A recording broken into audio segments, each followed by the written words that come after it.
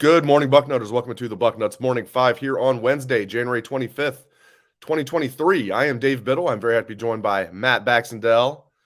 Snow day for our kids. So Bax and I both have a full house today. In fact, my wife is a teacher, so she's off work. My kids are off school. So let's get right into it. All right, Bax. So got a couple questions from Bucknut subscribers I want to get into. This comes from Red Bull 88. I'm just going to read this verbatim. This is basically about I'll start off with a paraphrase. This is about he opines Ohio State has a lack of depth on the football team and are stat hunting too much and are not, developing depth. Here's exactly what he says. Are we managing injuries and developing depth, or are we stat hunting? Again, this is from Red Bull 88. Are we managing injuries and developing depth, or are we stat hunting? Goes on to say, we needed Ike, Burke, CJ, Harrison, and Mayan to win the title, but we lost Mayan in a blowout.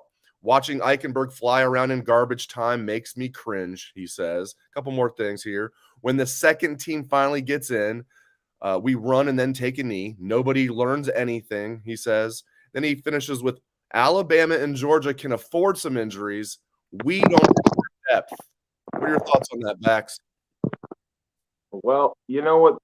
I think there's a certain element of truth to it.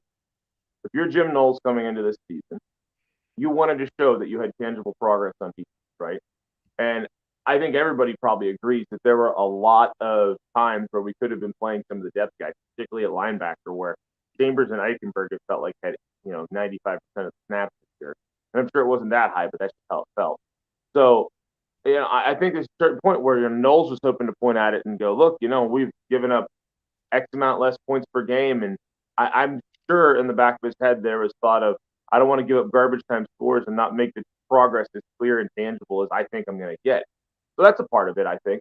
I think the part that rings more true to me is that every time we would put in Kyle McCord and all the backups, it would be 6 handoffs and 1 pass, usually to a tight end, and that would be it. I think in this day and age where you have to constantly re-recruit your whole roster, and you're going to have guys that need to get that experience, get that run, you got to just run your offense.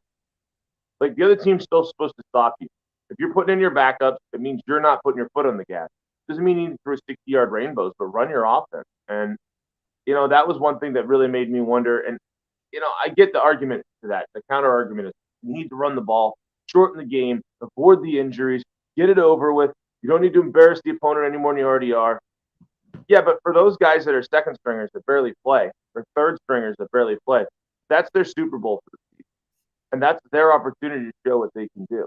And I didn't think we really took advantage of that. So, this is one I don't necessarily disagree with it. I think you need to show more depth.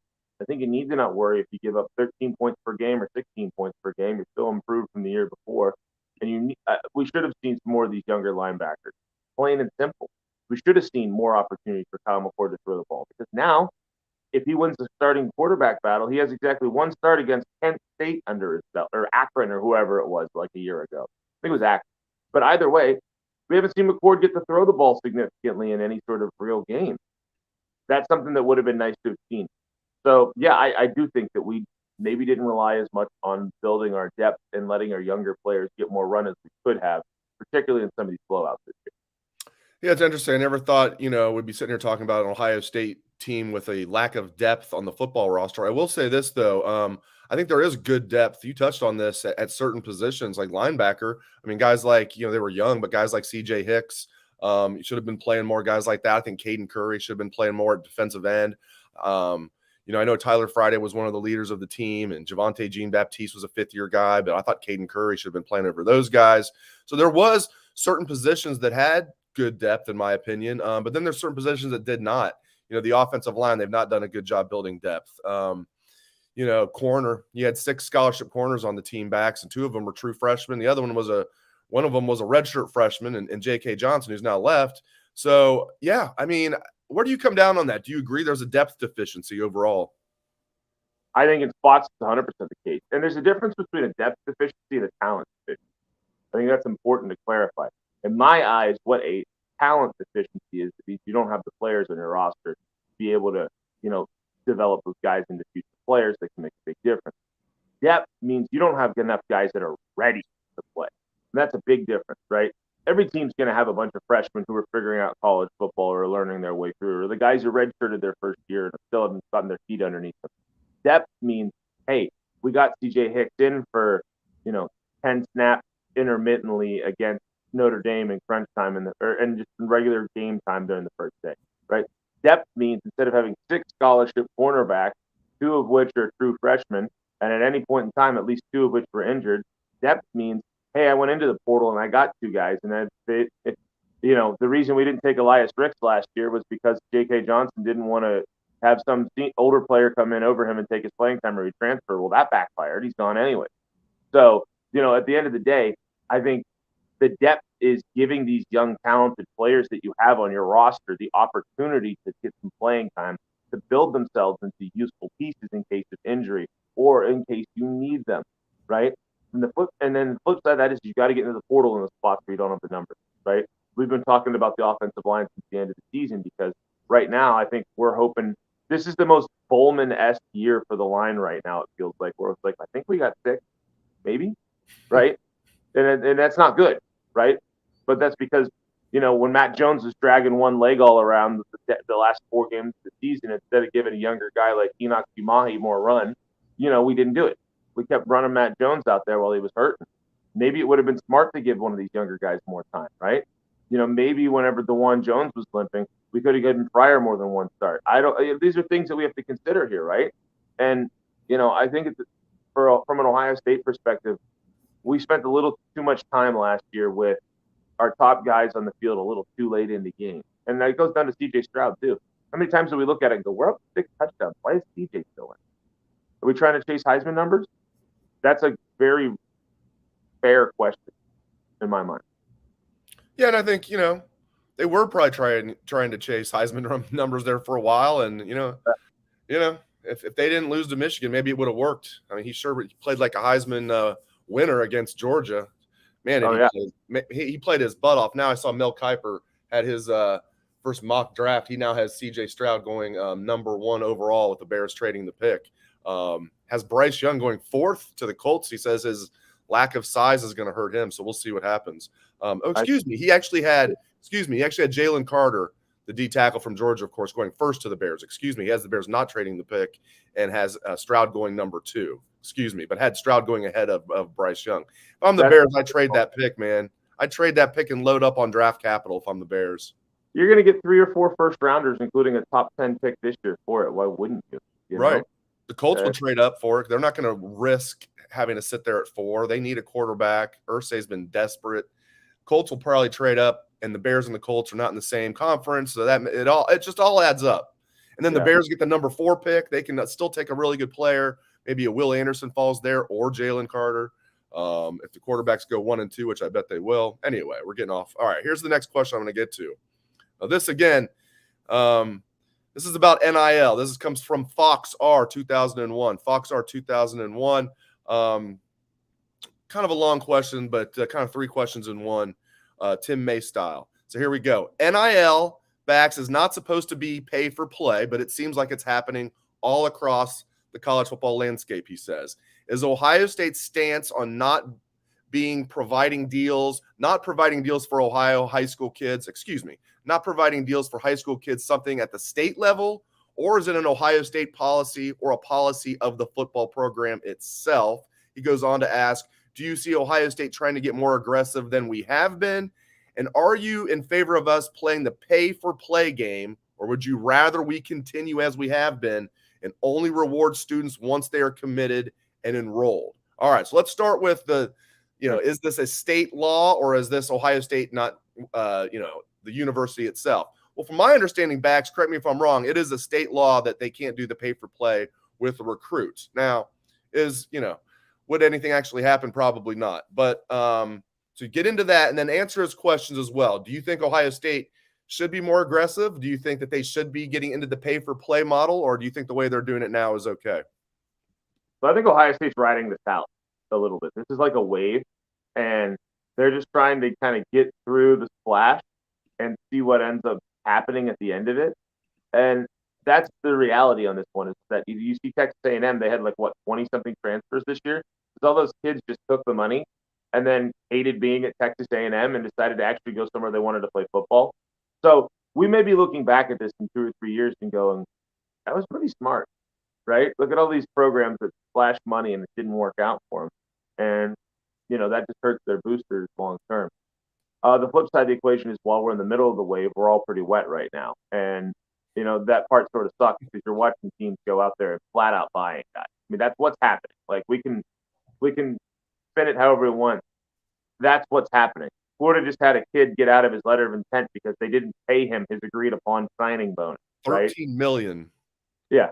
Well, they didn't come through on it, right? But the thing, the kid was going to not like say something. So now Rashada's floating around out there too. But this is what these kids are doing.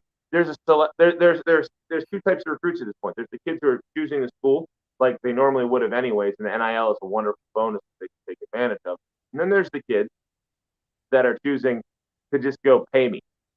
And you have to identify those kids earlier. And it's not like in the past, where you would have somebody's uncle show up on campus the week before, and then you'd wonder why Ohio State wasn't chasing the kid and he ended up at Auburn, right? No, they just flat out get paid now, right? That's just the way it is.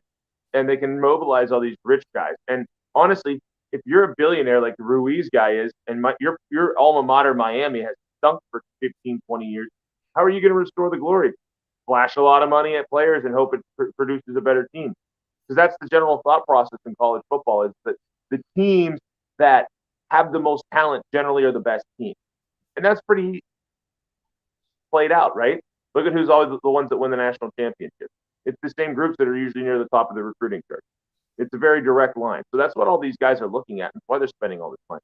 Now, should Ohio State be doing that? I think Ohio State has a pretty good culture with their program right now. I think you're seeing that there's been NIL opportunities for guys. I mean, CJ Stroud had a Rolls Royce, right? I think Ohio State's just trying to reward the actual performance of some of these guys. And what I think we're going to eventually get to is there's going to be some sort of balance, but there's a baseline where everybody has a certain X amount when you get to a place like Ohio State that at least covers some of these deficiencies or allows them to, have a car or something, right? You're not going to, gone are the days of the super poor freshman Ohio State kid who's recruited out of a poor background, who's maybe from a single parent household, and all that he can eat is just the stuff he has at the OSU, training table, right? And has to live in a dorm and doesn't have a car and has to bum a ride from one of the seniors. Like that's not going to happen anymore with NIL, right? But what is probably also a good thing that it's not happening yet for Ohio State is flat out trying to give guys money. Because if guys come to your school for money, then they're expecting that they're going to get paid and they're going to be on the field immediately. Well, you have to earn your way on the field. All it does is show locker room dissension. I'm not really against how Ohio State has done this. If you look at their recruiting, it's not like we're 20th in the country, right? They're somewhere between 5 and 8 in the last 2 years with NIL hitting. But when it comes to being aggressive with high school kids, I think we need to see how this plays out. And I don't like OSU's caution as much because they're worried about the NCAA, but I do approve of the caution from the aspect that it can really ruin your program culture. Let's get to a couple of questions from our live audience. This comes from Buckeye80 on YouTube. What about corners and safeties coach switch? A lot of people have talked about this. Perry Eliano right now, the safeties coach, of course, was the corners coach at UC.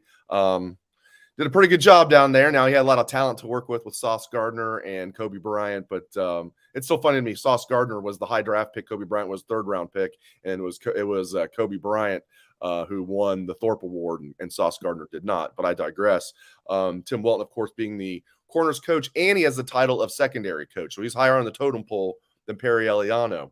Now, I don't know, Bax. I'm gonna get your thoughts on this.